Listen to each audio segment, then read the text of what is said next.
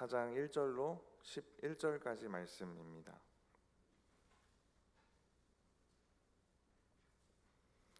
마태복음 4장 1절로 11절까지 말씀 우리 한 목소리로 합독하도록 하겠습니다. 그때에 예수께서 성령에 이끌려 마귀에게 시험을 받으러 광야로 가사 40일을 밤낮으로 금식하신 후에 줄이신지라. 시험하는 자가 예수께 나와서 이르되 내가 만일 하나님의 아들이거든 명하여 이 돌들로 떡덩이가 되게 하라. 예수께서 대답하여 이르시되 기록되었을 때 사람이 떡으로만 살 것이 아니요 하나님의 입으로부터 나오는 모든 말씀으로 살 것이라 하였느니라 하시니, 이에 마귀가 예수를 거룩한 성으로 데려다가 성전 꼭대기에 세우고 이르되 내가 만일 하나님의 아들이거든 뛰어내리라. 기록되었으되 그가 너를 위하여 그의 사자들을 명하시리니 그들이 손으로 너를 받들어 발이 돌에 부딪히지 않게 하리로다 하였느니라. 예수께서 이르시되 또 기록되었으되 주 너의 하나님을 시험하지 말라 하였느니라 하시니, 마귀가 또 그를 데리고 지극히 높은 산으로 가서 천하 만국과 그 영광을 보여 이르되 만일 내게 엎드려 경배하면 이 모든 것을 내게 주리라. 이에 예수께서 말씀하시되 사탄아 물러가라. 기록되었으되 주 너의 하나님께 경배하고 다만 그를 섬기라 하였느니라. 이에 마귀는 예수를 떠나고 천사들이 나와서 수종드니라. 아멘.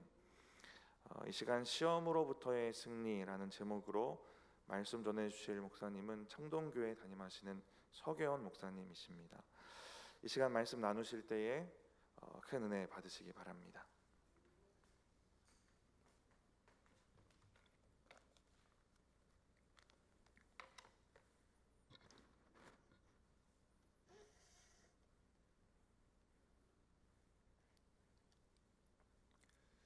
할렐루야. 어제 여러분의 담임 목사님이신 최윤영 목사님께서 제가 섬기는 창동교회에서 새벽 말씀을 전하셨습니다. 교회에 가보니까 또 어제 오전에 새벽기도 후에 전도대 모임이 있었는데 비가 왔잖아요. 비가 왔었음에도 불구하고 많은 분들이 또 전도대 모임에 참석을 하시고 새벽에 받았던 그 은혜와 기쁨을 나누는 장면을 제가 보았습니다.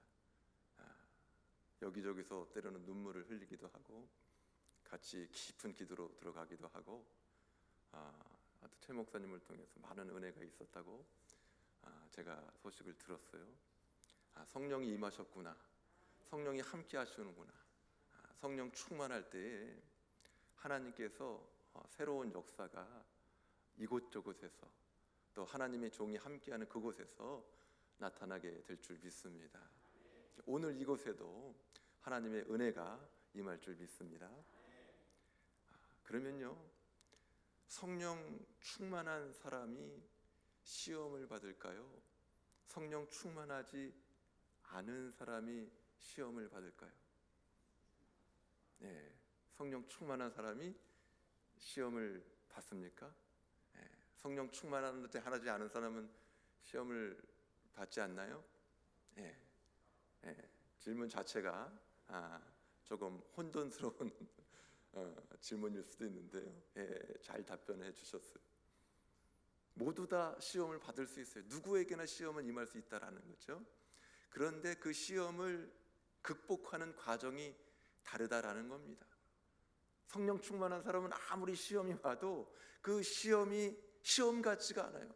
그 시험 위에 있기 때문에, 답을 알고 있기 때문에, 은혜 가운데 있기 때문에. 그런데 충만하지 않은 사람은, 성령과 함께하지 않은 사람은 별거 아니에요. 시험거리도 아닌데 스스로 시험의 올무 안에 빠져버려요.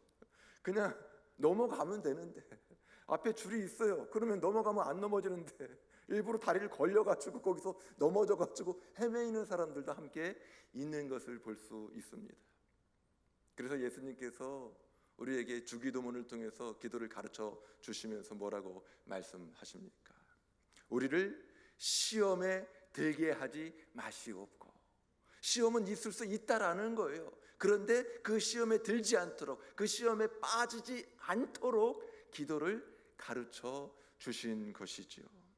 이 세상에는 많은 악성 바이러스들이 존재합니다.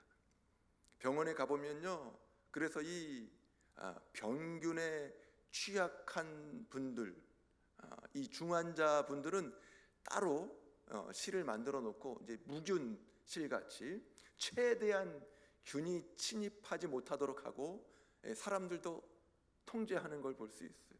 건강한 사람이 거기를 못 들어가요. 왜 그렇습니까? 건강한 사람은 능히 이길 수 있는 그 균도 거기에 있는 연약해져 있는 중환자들에게는 심각한 피해를 일으킬 수도 있기 때문에 그들에게 이 안전 보호를 위해서 이 만남을 갖지 못하도록 한다라는 것이죠. 영적으로도 마찬가지입니다. 건강한 영적인 체질을 가지고 있는 사람은 어떠한 상황과 환경 가운데서도 능히 이겨요. 교회가 어려움에 처해 있어도 그걸 뛰어넘습니다. 그래서 더 큰 은혜를 가지고 나아갈 수 있습니다. 그런데 영적으로 유약한 사람은 그렇지 못한 거죠. 이것저것 한마디 말을 들으면 내 마음에 막 상처가 되고 힘이 붙이고 어려워가지고 기도도 안 되고 교회를 가야 돼 말아야 돼, 별거 아닌 거 가지고 고민하고, 오늘 특별 새벽 기도회 때 가려고 했다 보니까 또 이렇게 비가 오네. 그러면 가야 돼 말아야 돼. 이것 때문에 시험 들고 힘들어하고, 가다가 차가 막히면 시험 들고, 차가 막히면 거기서 찬양할 수 있으니까 감사하고, 그죠?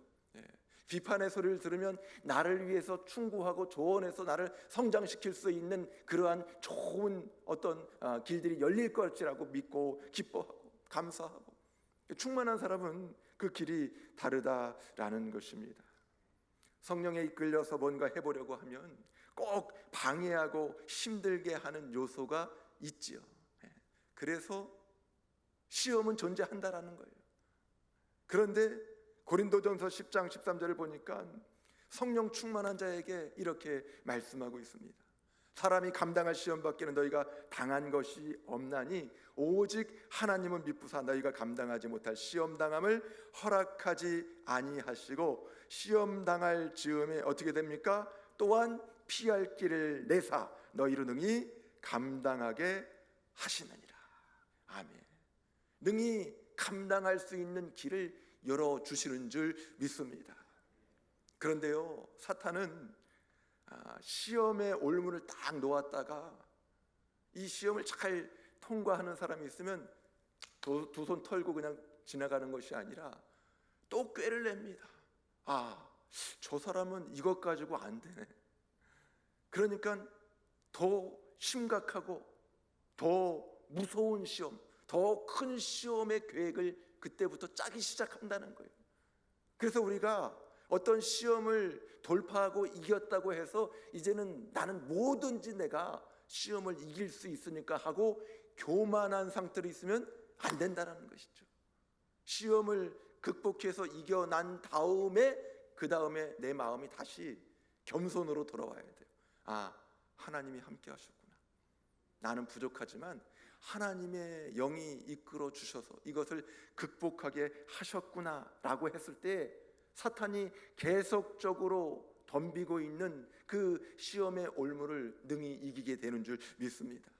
오늘 본문에서 사탄은 먼저 어떤 시험을 하고 있습니까? 3절에 보시면 이 돌들로 뭘 만들려고 그래요? 떡덩이를 만들려고 합니다. 예수님께서 지금 40일 동안 금식을 하셔서 너무너무 배가 고픈 그 상태 가운데 있는데 육신에 관한 시험을 먼저 하고 있습니다. 예수님께서는 사람이 떡으로만 살 것이 아니요 하나님의 말씀으로 살 것이라 이렇게 대응을 하셨죠. 사탄이 첫 번째 시험에 실패했어요. 실패하면 그냥 관두고 도망갑니까? 아니에요. 두 번째 시험을 위해서 성전 꼭대기 높은 곳으로 예수님을 인도합니다. 그리고 거기서 뛰어내리라고 하는 것이죠.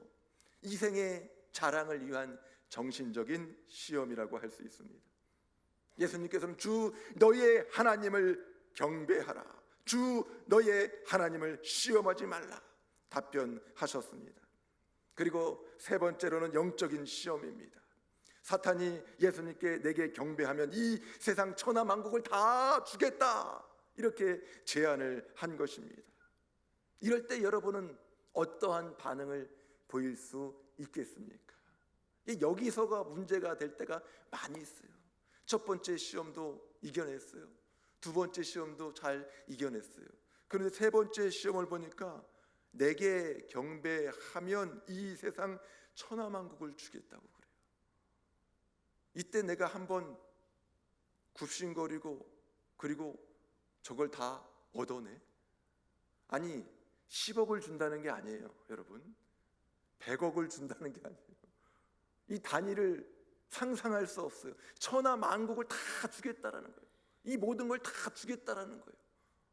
그러면 이걸 다 받고 나서 한번 굽히고 들어가 나가, 그 다음에 많은 걸 받아가지고 헌금도 하고 열심히 주일도 하고 그러면 하나님도 괜찮게 생각하지 않을까라는 그런 마음이 저는 조금 들기도 하더라고요. 이게 문제라는 겁니다. 이게 여기서 한번 굽히고 그리고 나서 다 가지고 와서 하나님 일 하면 되는 거지. 고민이 될 수 있다라는 것이죠. 그런데 예수님께서는 더욱더 단호하게 말씀하십니다. 사탄아, 물러가라. 시험의 강도가 세지고 있지만 예수님의 대응 방법도 주눅들지 않고 더 강해지는 것을 볼 수 있습니다. 시험을 통해서 육신적인 문제에서 시작해서 정신적인 문제로 또 영적인 문제로 유도하는 사탄의 전술도 우리는 함께 살펴볼 수 있습니다. 요한일서 2장 16절 말씀을 보면 사탄은요 자꾸만 세상에서 온 것들을 추구하도록 시험하고 있습니다.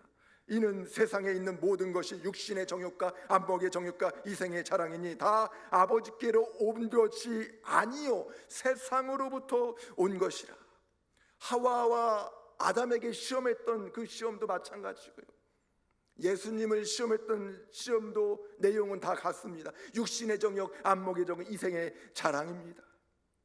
예수님께서 마귀에게 첫 번째 시험을 당했을 때 그 시험을 통해서 얻을 수 있는 것은 무엇일까요? 배고팠는데 떡을 만들 수 있으니까 배부름을 얻을 수 있을 거예요. 육적으로 곤고한 상태 가운데에서 벗어날 수 있습니다. 두 번째 시험에서 얻을 수 있는 것은 무엇일까요? 명예나 인기 정도를 얻을 수 있겠죠. 세 번째 시험에서 얻을 수 있는 것은 무엇입니까?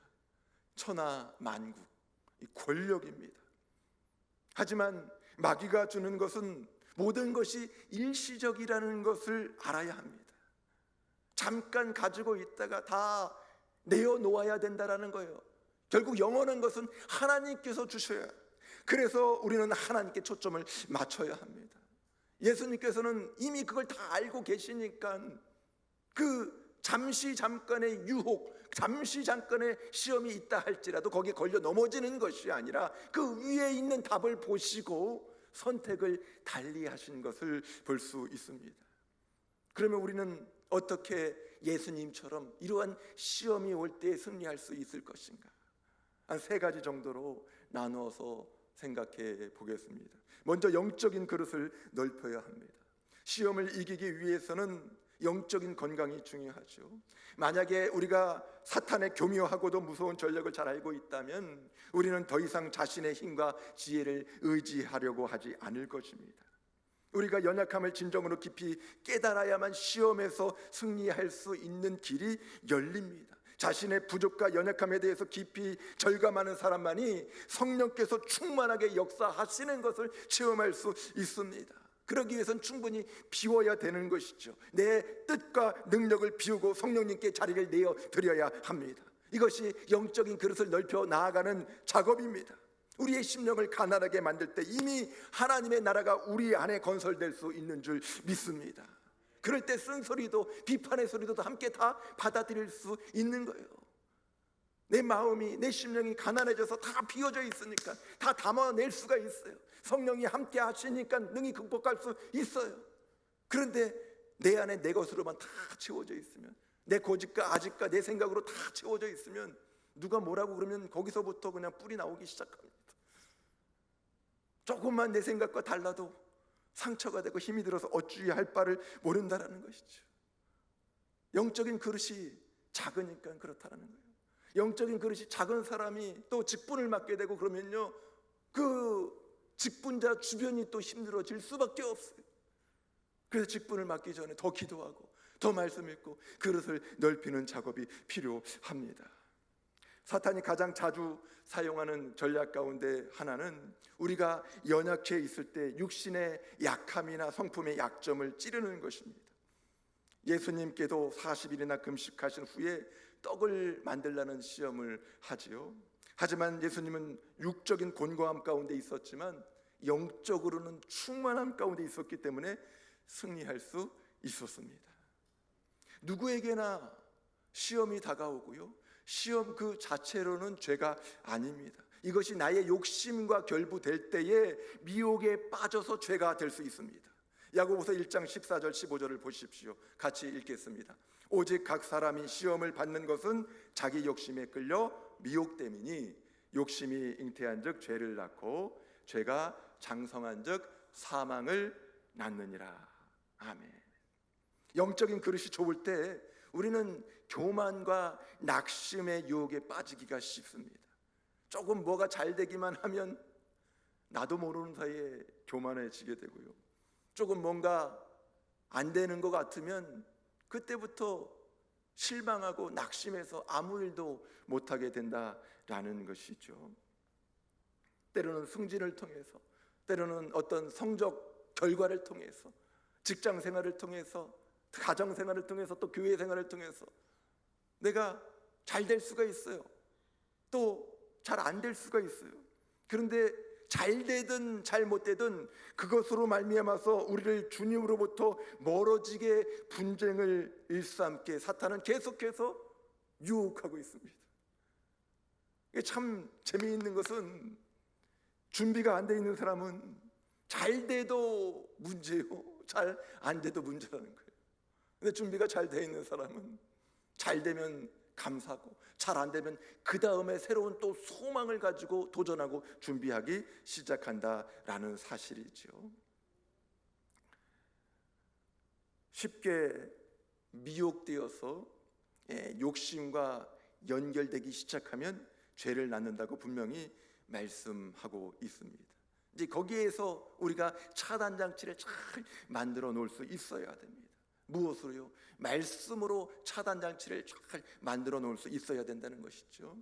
그래서 사탄의 시험에 이기려면 두 번째 중요한 것이 능력의 말씀을 선포할 수 있어야 한다라는 것입니다.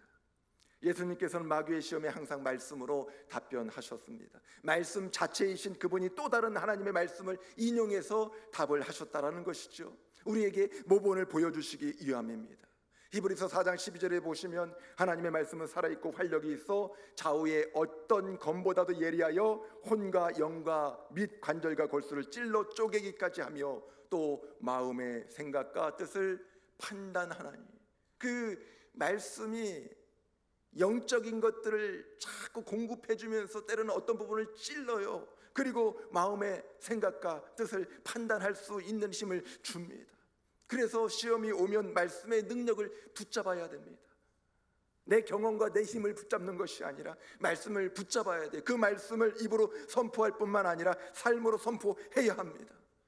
그러기 위해서는 이 말씀에 대한 이 분별이 필요한 것이죠. 분별의 능력이 필요합니다. 분별이 잘 안 되면요, 아내가 모처럼 맛있는 김치찌개를, 두부를 아주 잘 썰고 파를 톡 이렇게 썰어가지고 아주 부글부글 내놓은 그 김치찌개 앞에서도 뭐라고 말합니까? 사람이 떡으로만 살 것이 아니요, 그때는 잘 먹어야 되는데, 그때는 잘 먹어야 되는데 또 그러잖아요. 아이고, 내가 모처럼 내가 금식하려고 내가 딱 하니까 그냥 유혹을 하는구나, 그러면서 거기서 그냥 대전쟁을 일으킬 때가 있다라는 거예요. 왜 그래요? 분별력이 부족하기 때문에 그렇다라는 거예요. 다음 날부터 했어야 되는데 그 부분들을 분별이 부족하니까 언제 받아야 될지, 언제 내가 또 이 금식을 선포해야 될지를 잘 모른다는 것입니다. 말씀으로 허를 찌르긴 했는데 정말 엉뚱한 곳을 찔러서 화를 불러올 수도 있습니다. 왜 그렇습니까?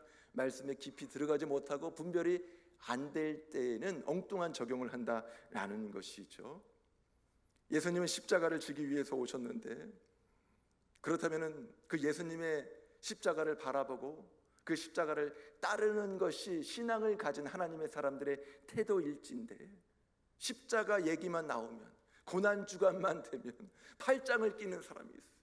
팔짱을 끼고 그냥 지그시 감상만 하는 사람이 있어요. 감상 중 신앙입니다. 왜 그렇습니까? 내가 다 안다라는 거예요. 그 십자가 내가 다 알지. 그 십자가 지시고 죽임 당하시잖아. 내가 다 알지. 아는데 문제는 뭐예요? 그 십자가 안으로 내가 들어가지를 못한다는 거예요.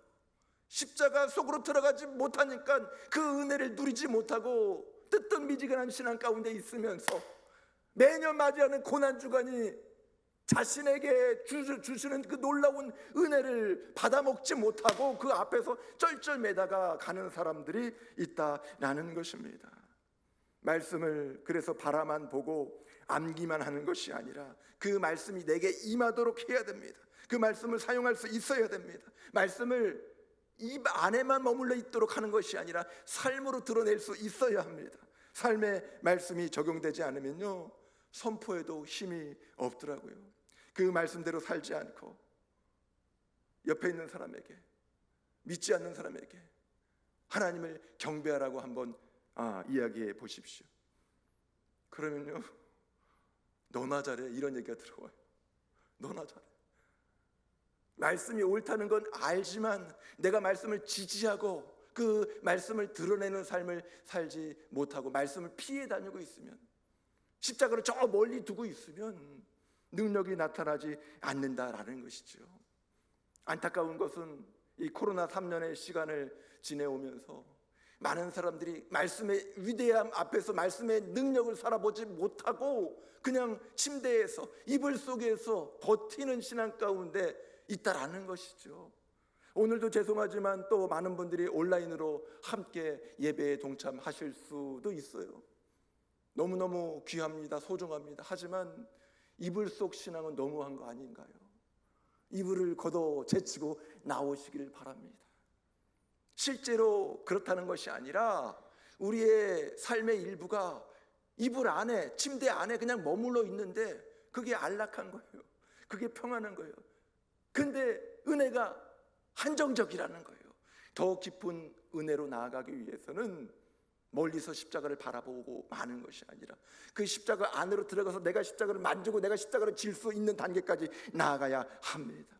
이제는 이불을 걷어 제치고 예수님께서 싸우신 그 싸움을 함께 싸워야 될 줄 믿습니다. 세 번째로 하나님의 영광을 드러내야 합니다. 영적인 방향 전환이 필요한 것이죠.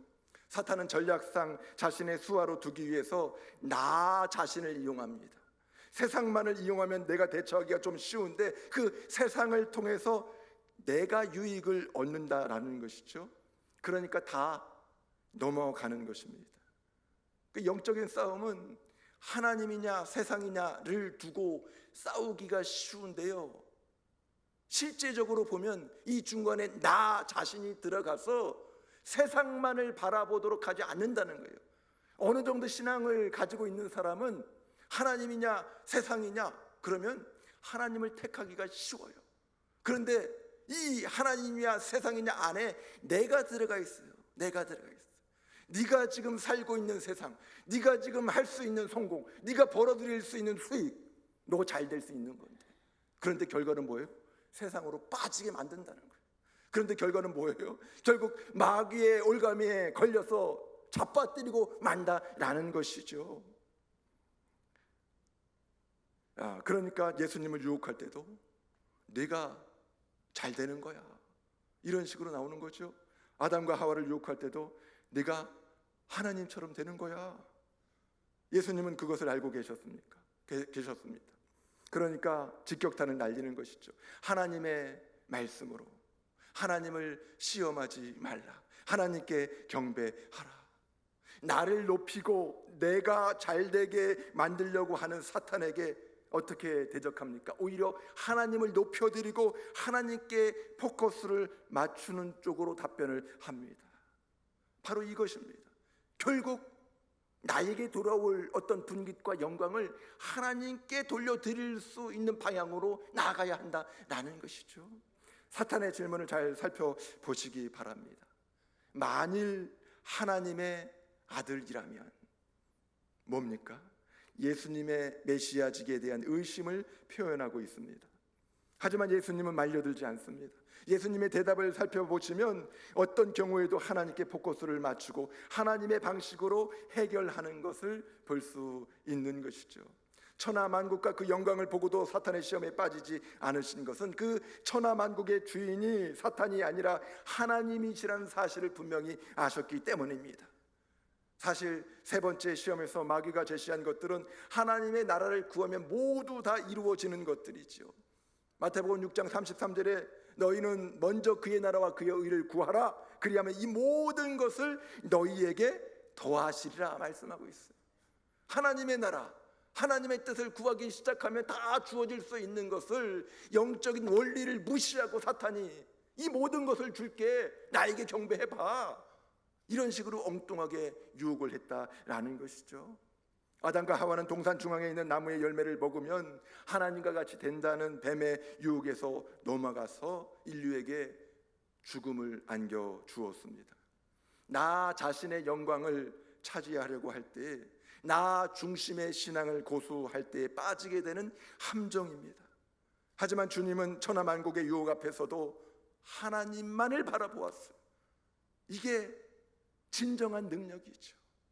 이게 성령 충만한 사람이 선택할 수 있는 길이죠. 주님은 가야 할 사명의 길을 분명히 알고 계셨습니다. 길이 다른 겁니다. 십자가의 길을 가야 하는데 사탄은 자꾸만 육신의 배고픔을 해결하고 세상의 명예에 굽신거리도록 유혹하고 있습니다. 하지만 주님은 그럼에도 불구하고 말씀으로 선포하고 하나님의 영광을 바라보았습니다. 당신을 통해서 이루실 하나님의 나라를 바라보았습니다. 그럴 때 무수한 사탄의 시험 가운데서도 승리할 수 있었습니다. 사탄은 예수님의 공생의 시작부터 마지막 순간까지 계속해서 예수님을 시험했던 것을 볼 수 있어요. 그 마지막 시험이 무엇이죠? 우리가 잘 알고 있는 십자가 시험입니다. 아무런 죄가 없는 예수님께서 십자가를 지셨을 때 얼마나 괴로우셨을까요? 얼마나 답답하고 얼마나 아프셨을까요? 우리가 성화를 통해서 예수님께서 십자가에 못 박히신 그 모습을 가끔 보기도 하는데요, 실제로 로마의 십자가형에서는 죄인들에게 모멸감을 극대화하고 수치심을 극대화하기 위해서 아무것도 걸치지 않은 상태로 완전히 노출이 된 상태에서 칼로 찌르기도 하고요, 손과 발을 못에 박기도 한다라는 것이죠. 하나님이신 그분이, 깨끗하신 그분이, 도무지 죄를 찾아볼래야 찾아볼 수 없는 그분이 낮아지셔서 사람으로 이 땅에 오셔서 십자가를 지셨는데 밑에서는 깔깔거리고 있어요. 배꼽을 잡고 있어요.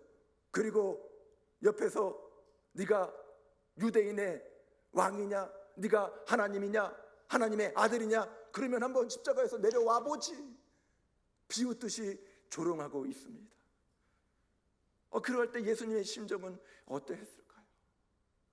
저는 그런 말씀을 볼 때마다 예수님이 너무 참으셨다, 거기까지 하시고 그래도 저 정도 비웃는 자들에게는 잠깐 1분 정도만 시간을 할애해서 십자가에서 내려오셔서 한번 좀 혼내주고 똑바로 해, 그리고 다시 올라가시면 보기도 좋고 괜찮을 텐데. 사탄은 계속해서 그걸 노리고 있어요. 그럼 저도 모르는 사이에 내 마음적으로는 사탄의 유혹에 자꾸만 빨려들고 있더라고요. 한번 내려가 보시면 안 될까? 한번 내려가 보시면 안 될까? 예수님은 십자가에서의 고통이 얼마나 극심했던지, 마태복음 27장 46절에서는 엘리 엘리 라마 사박다니, 나의 하나님 나의 하나님 어찌하여 나를 버리셨나이까, 이렇게 처절하게 외치셨습니다. 이것은 예수님의 비명소리요 신음소리였습니다. 멸시와 찔림에 의한 수많은 상처가 주는 고통보다도 어찌 보면 하나님께 버림받은 고통이 더 클 수 있습니다.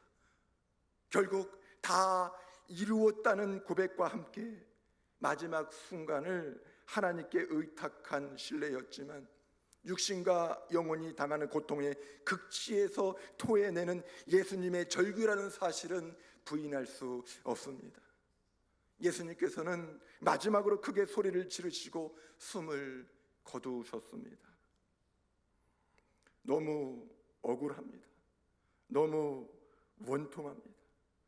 이 십자가상에서 아무것도 하지 않은 그 예수님의 모습을 통해서 보니까 너무 원통하고 억울해서 답답한데, 마태복음 27장 말씀을 읽으면서 보니까 그 과정 가운데 낯익은 구절이 나오더라고요.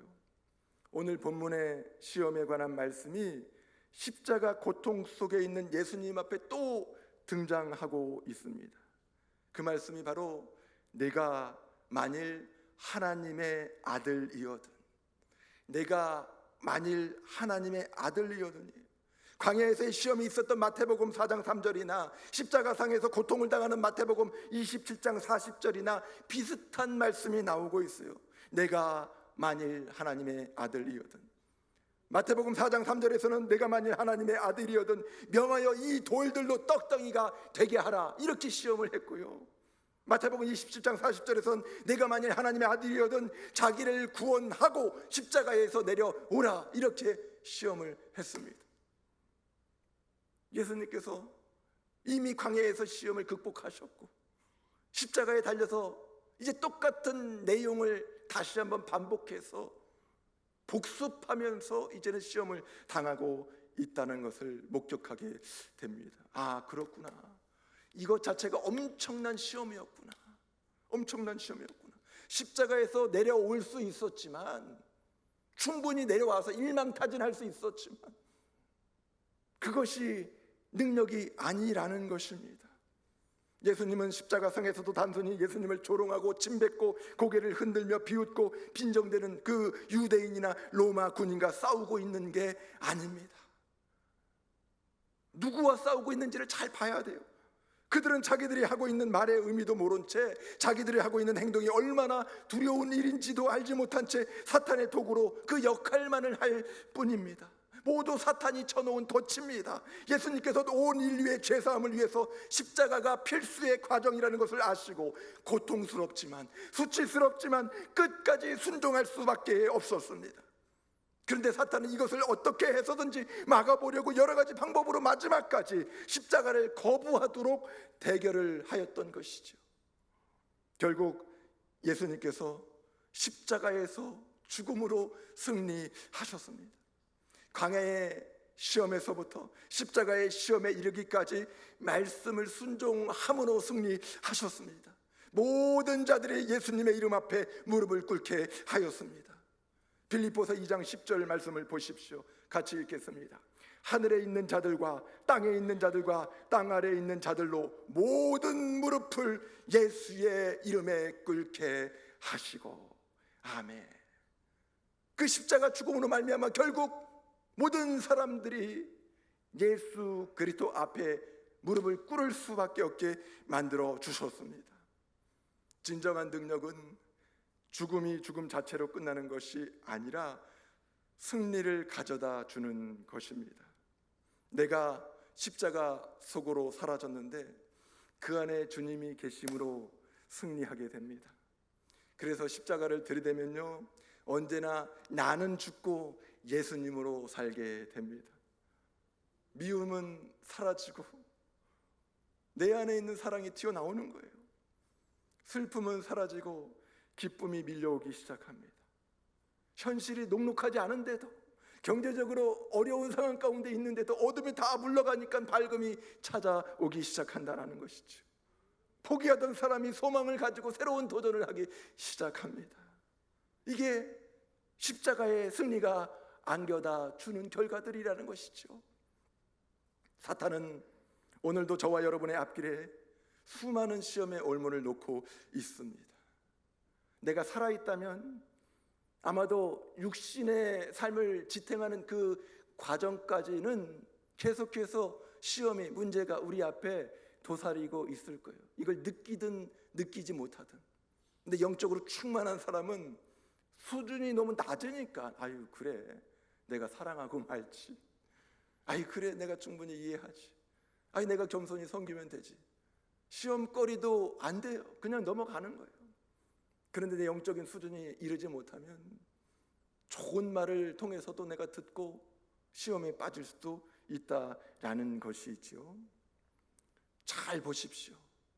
누군가의 말을 통해서, 어떤 상황을 통해서, 물질을 통해서, 직장을 통해서 내 자신이 주님으로부터 멀어지고 있는지, 가까워지고 있는지, 나 자신이 하나님의 말씀을 택하고 있는지 아니면 세상의 쾌락을 택하고 있는지, 어느 방향으로 나아가고 있는지를 분명히 알아야 돼요.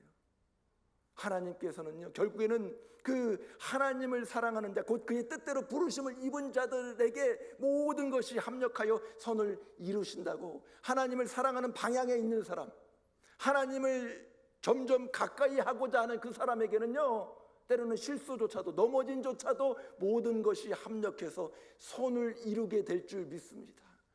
그래서 내가 영적인 진단을 해봐야 돼요. 내가 어제보다 더 십자가 앞으로 나아가고 있는가? 기도하고 있는가? 그게 맞다면요, 지금 현실이 약간 조금 부족하고 힘들다 할지라도 그것조차 활용해서 합력해서 선을 이루실 줄 믿습니다. 이제 시험으로부터 승리하신 예수님을 따라서 말씀으로 이기시기를 바랍니다. 저와 여러분 모두가 이 고난주간 특별 새벽기도를 통해서 결국에는 십자가의 승리로 하나님의 영광을 드러내는 은혜가 있기를 주님의 이름으로 축원합니다. 우리 이 시간 갈보리산 위에 십자가 섰으니 찬송